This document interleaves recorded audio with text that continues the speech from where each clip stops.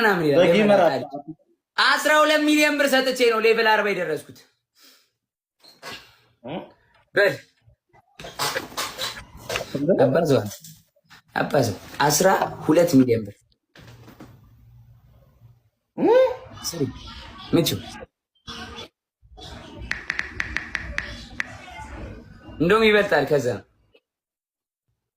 አንድ አንበሳ $336 አባዘው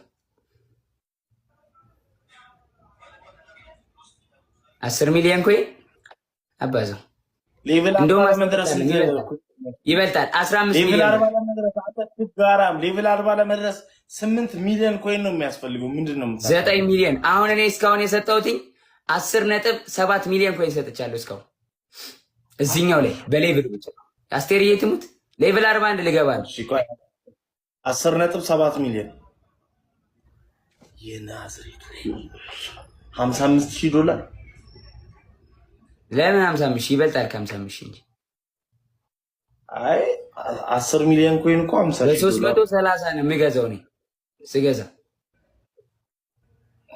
$70,000 ይሆናል። 60 ምናምን ሺህ $70,000 አካባቢ ህና $70,000 ለአንተ የሚደርስ ነው። አሱ ስሰጥ እንዴ ለራሱ የሚደርስ ነው የሚያስተው የመላጣ ልጅ። እኔ የምገዛው $120,000 ነው እንጂ $120,000 $120,000 ጃቫ የሚለው አካውንት 55,000 ይላል። የመላጣ ልጅ ለራሱ የሚደርሰውን ቲክቶክ ቁጥሮ ያስባል። ጃቫ የሚለው የሚያንተው አይ ነው የስራ ሰው ጃቫ የሚለው አካውንት ያንተ ነው። አትዋሽ፣ እውነት ነው ነገር ጃቫ የሚለው አካውንት ያንተ ነው።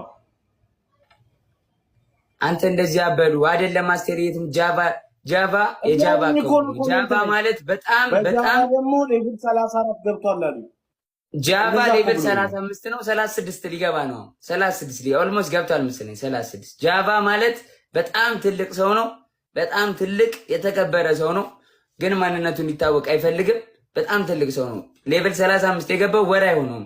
እኔ ጋር በወር በማይሆን ጊዜ ውስጥ ከ2 ሚሊዮን በላይ ኮይን ነው ለኔ ሰጠኝ። ጃቫ በጣም ከባድ ሰው ነው። እዚህ ላይ መውጣት ስለማይፈልግ ታውቀዋለህ። ደግሞ እንደማያውቋት ሁሉም ያውቁታል። የት ነው የማውቀው? አንቺ ደቡብ አፍሪካ ስለሆንሽ ነው። እዚህ ያሉት አግኝተውታል። እንግዲህ ያውቁታል። እኔ ጌታውን ያላውቀው